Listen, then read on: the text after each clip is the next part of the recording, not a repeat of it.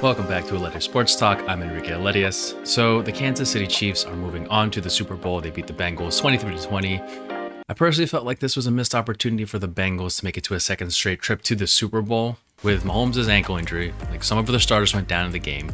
They didn't control the middle eight well, which for those who don't know, middle eight's the last 4 minutes of the half, and then the first 4 minutes of the second half. I think a lot of people knew it was going to be a close game. But for me, though, I think the Bengals' problems that people thought were solved in the Bills game, it came out in this one, I think, and probably showed that the last game was more of the Bills not executing than it was like the Bengals O-line, The Bengals O-line, in my opinion, was a major problem. Chris Jones with the Chiefs, he did play really well. You got to give him credit there.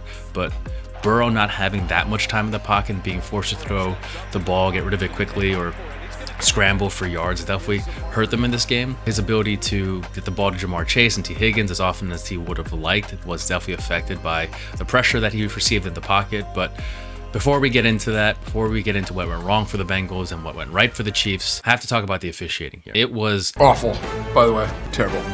Now, I'm not gonna, I'm not one to think that the NFL is rigged. I don't think that that's the reality. I know there's a lot of people thinking that and going around on Twitter and whatever. I don't think that that's the case, but like the refereeing was just bad. It was flat out terrible. How do you just completely redo a down? Play was shut down. The clock and should not have started. Please reset the game to 10 minutes, 24 seconds. Put 10 seconds on the play clock. We will start the play clock on my signal. You kidding me? That 3rd and 9 was like, I think everyone's going to look at that play as like a prime example of why you either need full-time officiating or you really need to make sure that like it gets fixed, because this is terrible. Like you can't just not call the play dead, right? Like I get that one ref was trying to kill the play and that like he was kind of waving it off, and I think I saw an interview with Gene Steratore on the Pat McAfee show, and he was saying how that guy that was trying to wave the play off wasn't actually his job. I think there was just some miscommunication. But whatever the case is, you have to kill that play, right? Whether it's you blowing the whistle, whether it's that one ref blowing the whistle, or that guy, even if it's not his real responsibility, if he's a veteran ref, he has to get in front of the play somehow. He has to get in front of the players somehow and just waving his arms, because I don't think that anyone really, when that play was going on, when that 3rd and 9 was going on, no one really knew it was stopped. No one knew that it was supposed to be killed or whatever. It was just like, the play just went on, and then once it was finished, then everyone was like, all right, well, now we have to kind of run that back and give them another down. Like, right? Like now everyone's saying that, like, look, oh, what does it matter? The Chiefs went, 3 and out anyway, but I think it does matter because time ran off the clock on that extra set of downs. There was a flag after that, I think. But like that's valuable time that the Chiefs or the Bengals missed out on, and the Chiefs had to kind of extend or cut time off the game or whatever. But like it's a mistake, and referees are going to miss some calls here and there. But when you're in the AFC Championship and you've got almost 50 million people watching you, you have to make sure that there's a proper communication with the referees there. It's flat out bad officiating, and it's happened too much over the past couple of years now. And people still look back to the Saints and the Rams game years ago. But like, even this game, there's a questionable holding call, and like my problem is that like that call, maybe the previous week or even a couple weeks before in the regular season, that probably wouldn't have been a penalty.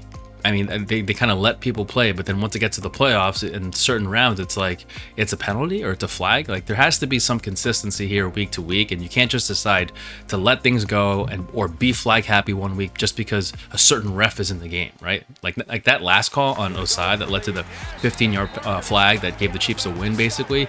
I think that was a penalty. I mean, that was definitely a penalty, so I don't have any issue with that being a late hit. It's just that throughout the game, and even in the Eagles game, like it was really not good. So I mean, that's something they have to fix. I think there's more attention to it now, so hopefully they address it like, internally with the refs, and especially in the offseason. But that was just not good. Now back to the Bengals.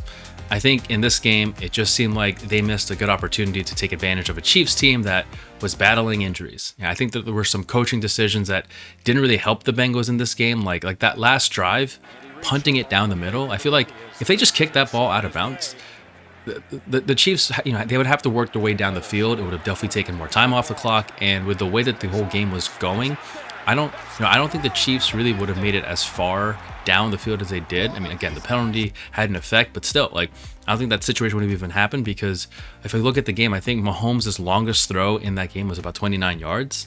And so at that point, you really just have to think about getting the game to OT, right? There shouldn't be any question of just like, let's just keep them, on their own end. Let's not let them have some good big play and, just get a game to OT, and who knows what can happen from there, right? And even at the end of the first half, I think so when the Bengals got the ball at the end of the first half, I think they called that timeout just a little too early. They could have just spiked the ball and given themselves a couple more plays to throw some passes and then run the ball for some yards and then use that timeout. Because look, in my opinion, I think once you call that timeout, like every play after a timeout, you have to give yourself that option to spike the ball or throw it out of bounds or get out of bounds, because you're going to resort in a field goal if you don't get a touchdown or you don't get the play you want, right? Like, so you really can't, it kind of limits your plays that you can run if you don't have any timeouts. And that's something that I felt like play calling there at those important situations there is huge. Another factor, though, for me watching this game was also the bad offensive line the Bengals had. Again, I touched on a little earlier. I think the last game against the Bills, it looked like the Bengals solved their O-line problems. It looked that way, but maybe the issue really was just that the Bills did not execute on their end, and they didn't do a good job of pressuring Burrow there. But yeah, it was a big factor in this game of not having a good offensive line for Burrow to be able to get plays off. And then there were a couple of looks where I think if he had more time, he would have seen open guys down the field or in the end zone. That's a big part of it. And also, it looked like the run game too for the Bengals didn't look like it was really there.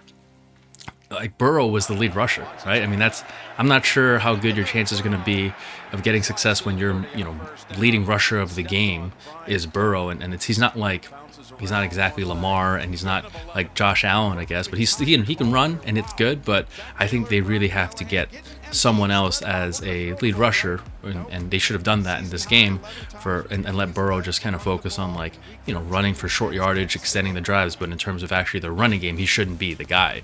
I also think that they didn't take advantage of Mahomes' lack of ability to move in the pocket. Now, like, there were plays where he did move around, and it didn't look like he was really that injured. So, I mean, I guess going into this game, I think people thought it would have been, good to see him, get pressured more, even though, like, his injury, I guess people could look at it and think that I don't know if he was as injured as he made it out to be, but he did struggle a little bit on some plays. But because of that, going back to the Bengals' pressure there, I think force him to make more throws, minimize the amount of time that he had to make those decisions, and it just didn't feel like there was a strong sense of urgency in the defensive line for the Bengals to really get to him.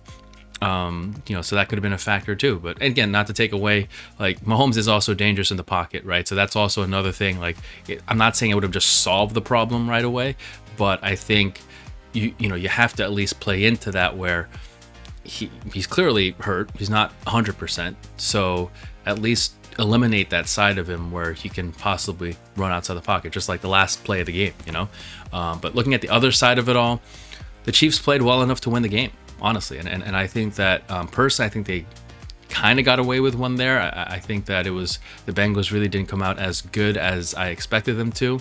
Now, look, like I just said, Mahomes played unbelievable, given that he was hurt, and no one expected him to be 100%, and Jalen Hurts win it. But if Mahomes wins it again, I think he deserves it. Such a great team on that end. Mahomes, Kelsey, all those guys over there, Andy Reid. It's gonna be a good one to watch. Let me know who you think is gonna win in the comments.